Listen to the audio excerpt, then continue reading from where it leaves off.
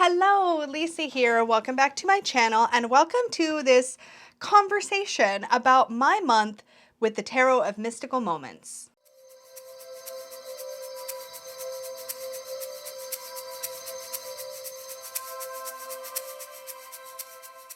So I feel like this month has actually involved a whole lot of like trial and error, and I don't know. I loved working with this tarot deck. So let's get into it. We'll start talking about this, and then I'm going to talk about pairings and all that fun kind of stuff. So the Tarot of Mystical Moments by Katrin Welz-stein is a mass market deck by US Games. No, this wasn't ever an indie deck. This came out mass market. And I'm one of those people who had the Oracle of Mystical Moments and thought the art was beautiful, but couldn't actually read with it, so I passed it along. I still, after working with this deck for the past month, have no desire to own the Oracle of Mystical Moments. I think it's just that this deck really resonates with me, and it's kind of funny because I think it's really easy to get caught up in that idea that, like, you need to have the set. Like, I definitely have had that experience before where I feel like, oh, I just want all of it, right?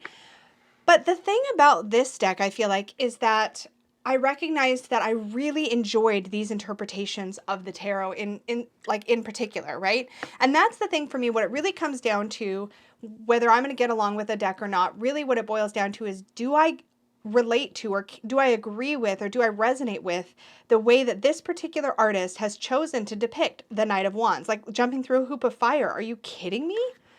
The Queen of Wands with her beautiful golden sunflower and her peacock gown. I mean, the Queen of Wands is somebody who's not afraid to strut her stuff, right? So in a peacock gown, I mean, gosh, it makes so much sense. The Four of Swords and like this respite on the moon. It is so beautifully done, and there's not a card in this deck that I'm like, I don't get it. I don't get how or why that depicts the card that it depicts. I love how the Knight of Swords gown is made up of words. It really brings us back to the fact that the sword suit is all about thinking and communication and analyzing things. And and look at the way that this is cutting through the clouds. Her paintbrush that she's holding, and the spikiness of her hair and the movement. It is incredible. I wish I had, I don't know, my life was crazy in April, and I think that was part of the thing, is that I was working with this deck in April, but I had the best time with this deck, quite honestly, when I worked with it all by itself. I really enjoyed pulling this deck for spreads. This Devil card is brilliant. She looks all like harmless, but she's really a spider, and there's webs everywhere. She's holding out some delightful fruit. It's so epically devil. This Queen of Cups snuggling up with the seahorse, but her hair is also tentacles. I don't want to stop looking at this deck. I am absolutely head over heels for it. I don't mind the gloss. I think the gloss in this deck is really, really beautiful. Would I rebuy this in matte? Yes. And that's primarily, I've been bringing this up a lot lately in my videos, and I want to be really clear. Before I started making videos, whether it's here on YouTube or doing video client readings, I loved glossy cardstock, and I think that's something that kind of gets missed in the conversation when we're talking about what our preferences are for cardstock, but I really enjoyed glossy cardstock. I feel like it made cards feel more like photographs and made them really pop. The reason that it's so frustrating for me as somebody who does rely on video as a format to both do client readings, but also to do this thing I love, which is make YouTube videos, it's a practical consideration, right? Which is not to say that I don't really love matte cardstock. I like the way it feels, but there's something really lovely about a really slippery, glossy, smooth cardstock with gorgeous gilding, even though it's more practical for me to have decks in matte cardstock. Now, that being said, this is absolutely a deck that is going immediately, now that I've worked with it for a month and I've gotten to know it, this is going immediately onto my favorites rack, and my favorites rack is the first place I look when I'm delivering or preparing for a client reading. The first place I go to consider what deck I'm going to pull for that reading is my favorites rack. And this is going right up there because this is so delicious. As an intuitive reader, this is absolutely a deck that is a joy to read with. I've never pulled a card and been like, what is it telling me? I don't know. It just chatters. It's a chatty deck. So I'm super, super thrilled with this deck in general.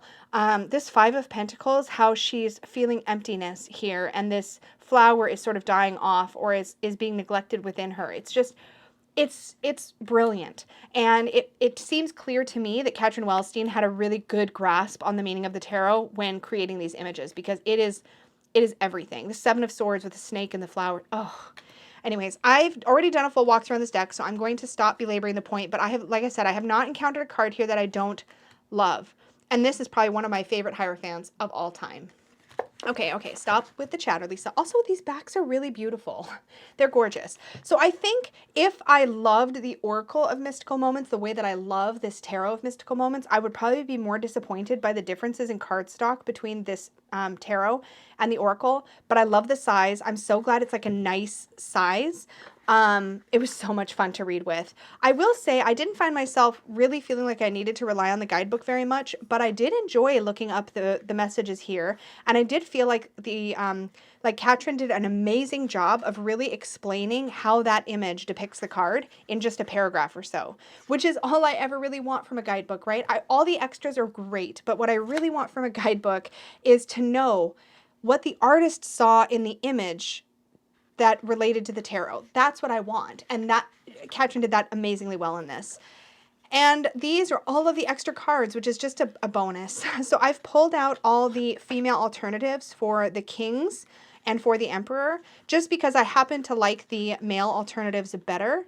I really enjoyed them, but these are still gorgeous. It's not that these are bad or that I don't resonate with these. I totally do. It's just that if I had to, every time when I held them up side by side, I just kind of preferred the male king. But these are also really cool. And this emperor, maybe it was Danny that said, I can't remember where she said it. I'm pretty sure it was Danny said she was considering keeping this emperor in her deck to show more of the shadowy side of the emperor. And I've thought about that. I almost kind of wish that there was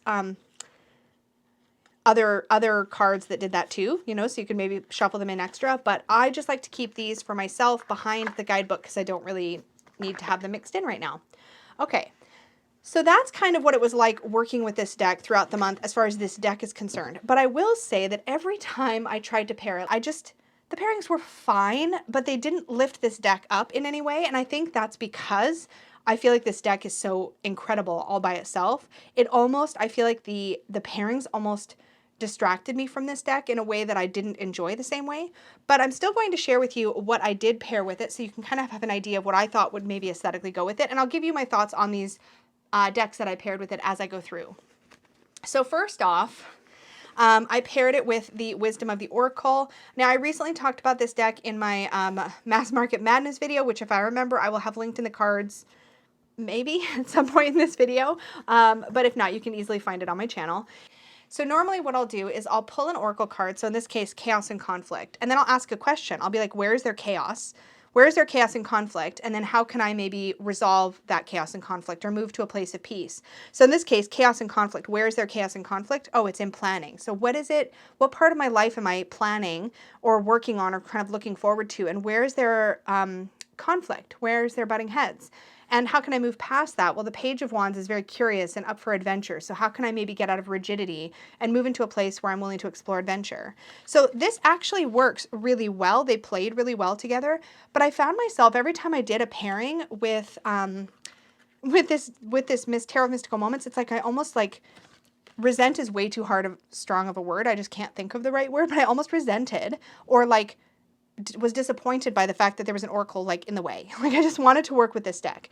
And so sometimes throughout the month I would do this normal kind of reading, and sometimes I would just pull 3 cards from the Tarot of Mystical Moments in an energy obstacle advice kind of way and work with it that way.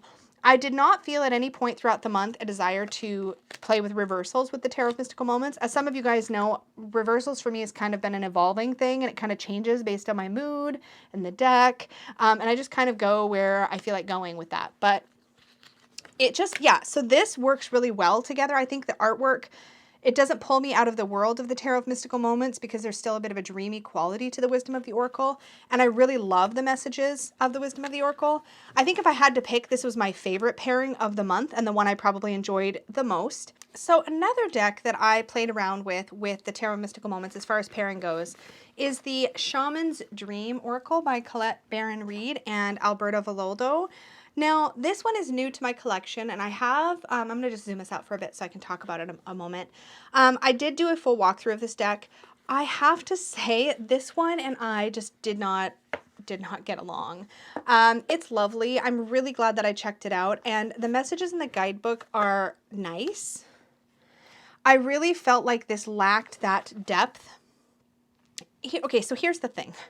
I loved the aesthetics and the feel of the Mystical Shaman Oracle, but I wanted those cards to have keywords. And I recognize that I am a picky person about this. I really want my Oracle decks to have at least one keyword, not just a title for the card, not just telling me what the card is. Like if it's a tiger card and it says tiger and nothing else, I'm very unlikely to get along with that deck because I want a word. I want something to jump off of because that's how my intuitive reading style typically works. The artwork is great, but I want that extra something to think of a theme or an idea or an energy. And this deck, when I found out it was coming out, I really thought it was going to be a lot like the Mystical Shaman Oracle, but with the addition of keywords. And what I've discovered is that it feels much more like the Wisdom of the Oracle or the Enchanted Map, and it's beautiful. I really do enjoy the artwork, and I think it's going to stay in my collection a little longer because I like the messages and I like the keywords, but it doesn't feel like it has that intensity that Mystical Shaman Tarot has. And it definitely doesn't have the same gorgeous, luscious cardstock. And I also have I can't get on with these backs. I don't know what my issue is. Normally the backs of cards are not really a big deal for me, but it wasn't landing. And I felt like when I went to the guidebook, I wasn't feeling as much of Alberto Villoldo as I was hoping to, I think. It ended up feeling more like a Colette deck. And there's nothing wrong with it. I love some of my Colette decks. I've talked like ravingly about my Enchanted Map and my Wisdom of the Oracle. But this one, I don't know. It just, again, was a situation where I wasn't getting on with the Oracle. It wasn't inspiring me. It wasn't like triggering my intuition. And so it was just pulling me away from time I wanted to spend with the Tarot of Mystical Moments. So just like, even with the Wisdom of the Oracle, which is a deck I do love and pull out all the time and really enjoy, this one even more so made me feel like it was just taking me away from time with this deck. Now, there are some really beautiful messages here, and I think I need to give this deck some more time in my collection to find out because it could have just been my mood that week. Things could have been a little bit off, but it just wasn't landing. I love the keywords in this deck, and I was really enchanted when I did my walkthrough, so I think I just need more time and to maybe try it with different decks. I was starting to sense a bit of a theme, though, when pairing this deck at all, the Tarot of Mystical Moments at all, with anything, that I just really didn't, I just wanted to work with this. And I think I probably, like by mid-month, I should have probably made the decision to just stop trying to pair it and work with it all by itself, because that was definitely where my joy was, and I didn't do it. So that is that. Another deck that I knew I was going to play around with pairing with the Tarot of Mystical Moments was Queen of the Moon Oracle, which I also paired with last month's deck. Yes, I also paired it with last month's deck. And this actually, I think, works really well. So this is a Stacey DeMarco deck. I can't remember the artist's name. Is Stacey DeMarco the artist? I now can't remember. Apologies if she is. But these are the backings. This is also a glossy deck. So it actually really, I think, works really nicely from an aesthetic perspective next to this deck. And the art has a similar kind of collage-y feel to it. I feel like I'm showing the same cards, and I'm sorry if that's the case. Let's just go a little deeper down the pile. There we go. But I really love the way that this deck played with these. This was probably the one that I think harmonized the best with the Tarot of the Mystical Moments. And interestingly, with the Queen of the Moon Oracle, I don't feel like I need to pay too much attention to what moon that card represents. I just jump off of the artwork and the keywords, and it just has a lot of moon magic in it. Like, I love seeing the moons in the deck. Love that Faith card. It's gorgeous. But this one, I feel like worked really well. Like, you can really see how cohesive the art feels in this case. I really feel like this deck and the Tarot of Mystical Moments just really work well together. And I think if I had to pick, I think I said Wisdom of the Oracle was my favorite pairing. Can I take that back? I kind of think this one's probably my absolute favorite. It just works so well. Self-love as the energy. Look at that. 9 of Pentacles and the Wheel of Fortune. It really, really worked. And I think this was the one I used first in the month, so that really worked out for me. Overall, I really, really enjoyed my month with the Tarot of Mystical Moments. This is going to be one I feel myself really wanting to reach for a lot already. And in fact, the fact that I was working with it through the month, I actually hesitated to pull this for client readings because I'm like, no, I need to wait till I've worked with it for a month. Weird rules that I set for myself. I really didn't need to wait, but I wanted to make sure I'd really had some quality time with the deck first. I am confident this is one that is going to be in my collection for a very long time. It's just, I have zero complaints about it. Now, again, if it came out in a matte cardstock, would I rebuy it? Yep, I sure would. Just for the practical reason that I wouldn't have to worry about glare when I'm recording my readings. But it feels lovely, it looks lovely, and it just, oh, it's so good. I keep coming back to the same cards. It's just so good. This high priestess with the ship in her skirts and the water and the curtains and the moon and just, oh, it's so beautiful. I really, really had a great time with this deck. My only regret is that I didn't work with it all by itself for the majority of the month, because that would have made the experience even better. So that was my month with the Tarot of Mystical Moments by Katrin Welz-stein. Oh my gosh.